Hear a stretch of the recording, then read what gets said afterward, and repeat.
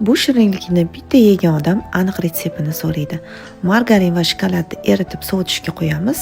Tuxum shakari yaxshilab oppoq bo'lguncha mikser qilamiz.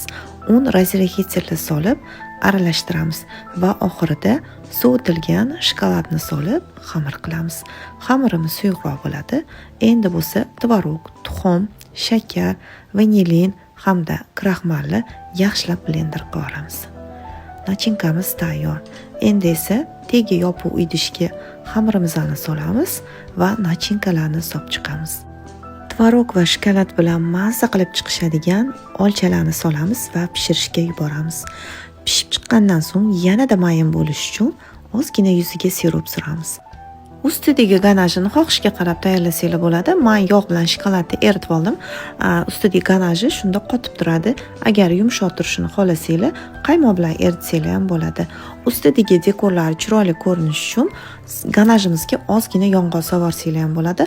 Mana shokoladimda o'zi ichida yong'oqlari bor ekan, shuning uchun hech narsa solmadim.